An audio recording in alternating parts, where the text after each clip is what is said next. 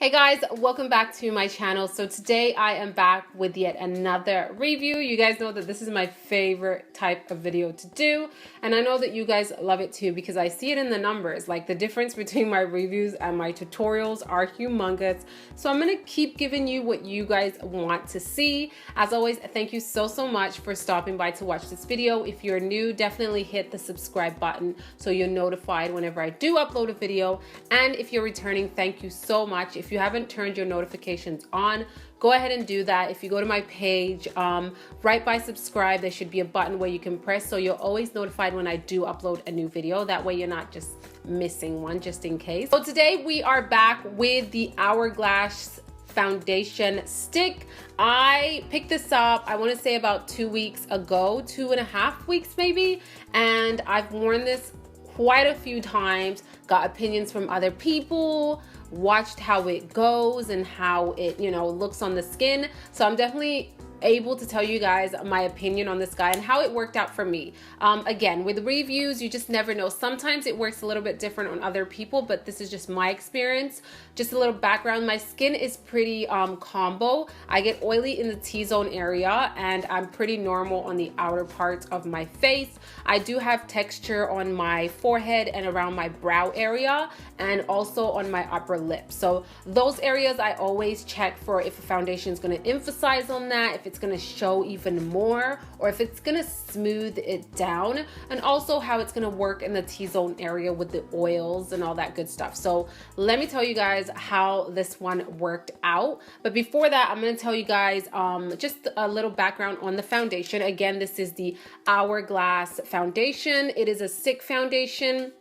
This retails for $46 in Canada. In the States, it's a little bit cheaper. I am from Canada, so I always give the Canadian price just in case you guys are mixed up. I'll link down below the price for the States also, okay? So this comes in about 27 shades, I want to say, and that is amazing. Like, my shade, the one that I got, was in golden, and after golden there's about 9 more shades. So I love the range in the colors. When I saw it at Sephora, I love the deeper shades. I feel like they really stepped out of their little box, which some cosmetic companies stay in, and wanted to reach a larger audience, okay? So they really have a lot of shades for my girls. Definitely check out the shade range from this foundation. I really am impressed.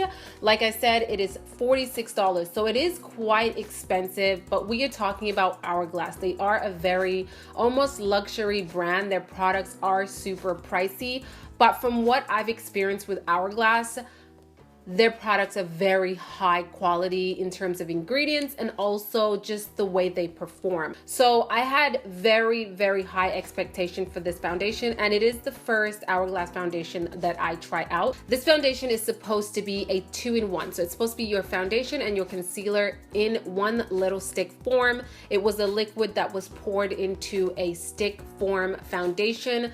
Very full coverage, and it's supposed to wear for 12 hours, okay? This is supposed to conceal everything. They do say little goes a long way. Start with a small amount and then add as you need, because it probably will get a little bit too thick on the skin, and they want you to use this the correct way so that you really see how well this looks and performs on the skin. This is supposed to adjust to your body temperature so that it always gives you a very flawless, smooth finish in your application. So I've never heard of a foundation claiming that. This is the first time, and I definitely put it to the test, okay?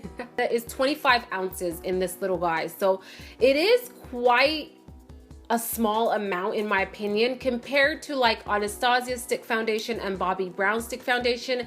This is like 5 or 6 ounces less, so it is a very small amount. But because it's super full coverage, you're supposed to use less than those other foundations that you're going to use a lot more, okay? So that is why they're giving you less. But I do kind of disagree with that in a way, because at the end of the day, you are paying high-end price. You're paying $46, so you still want all the quantity that you need. Even if you're going to use a small amount, I would prefer receiving a product that has a lot in it, or the standard amount, and making it last longer. But yeah, so I'm assuming they give you less because it's super full coverage and you don't need a lot. This is very nice. I actually really like it. They tried to make it a little bit different because all foundation sticks pretty much look the same in terms of the packaging.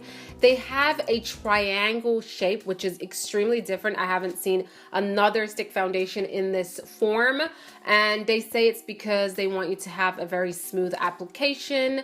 I don't see the difference between a round stick foundation and a triangular shape. It's still gonna go swiping on the face the same way. So I don't see the difference, but I like how they try to make it unique and put their own touch to it. So that is really, really cool.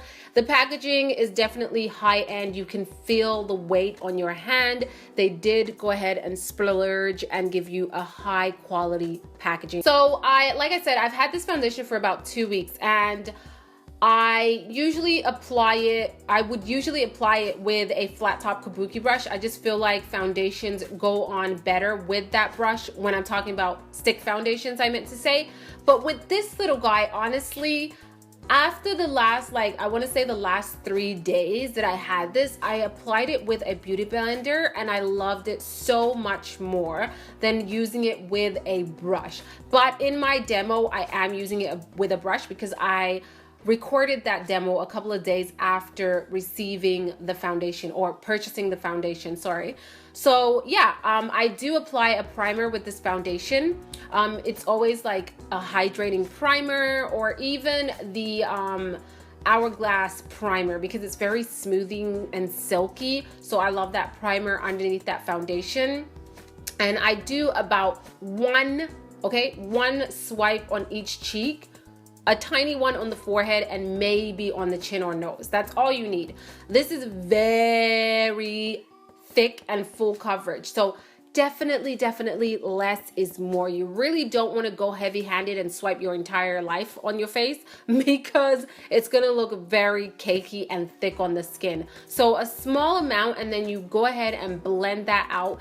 Honestly, when it blends like a dream. It's very quick, very smooth, and just like, it looks absolutely gorgeous on the skin. It makes everything else look very seamless and very smooth, covers everything so nicely. Even my dark circles and around my mouth area, I have a little bit of discoloration. It covers that area really well, and just leaves the skin looking very smooth. Okay, it gives like a very smooth porcelain-like canvas, but without looking thick on the skin. Okay, you can still tell that you do have makeup on, but it just looks really good, and it doesn't look cakey, and it feels amazing on the skin. Like, you really don't feel this foundation at all. It evens out everything. And for me, I don't need to go in with a second layer at all. One layer is perfectly enough for me. Like I said, I showed you how I apply the foundation,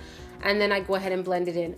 And I want to say I prefer it with the sponge now, because when I buff it in with the sponge, I feel like it just really sinks into the skin instead of sitting a little bit on top of the skin. It looks a bit more skin-like when I use a sponge instead of a brush. That's why I really enjoyed using that sponge. So this foundation claims to wear 12-hour long, and honestly, I feel like it is correct. It definitely wears very long. Now, I've never worn the foundation for 12 hours, but definitely 8 hours, 10 hours max, and it held up really nicely. The only thing I will say is, if you don't set the foundation with a powder, it will start to wear off around the jaw area, especially. That's where I noticed on me. If I don't set it with a powder, it's going to start to wear off after the 7-hour mark. So you definitely have to set it with a powder. And also, it tends to settle into my fine lines, like my smile lines, if I don't set it with a powder in that area. Now, I won't set this foundation with a whole lot of powder everywhere, just in the areas that I need it, like my smile lines and my jaw area. that's where I'll apply a little bit of pressed powder. When you apply too much powder, like a loose powder, I feel like it really shows up, like it gets cakey real fast. So that's why I don't go in with such a heavy powder, because this foundation is already such full coverage. When you apply a powder on top of it, it just looks very thick on the skin.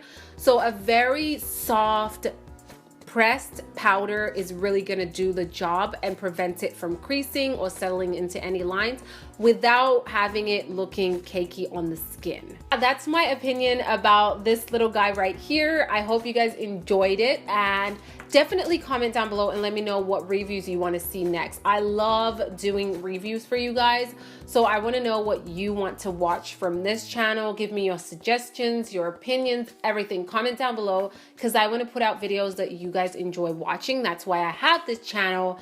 And yeah, thank you so much for joining me again today. I hope this was informative and helpful again, and I will see you all on the next video. Ciao!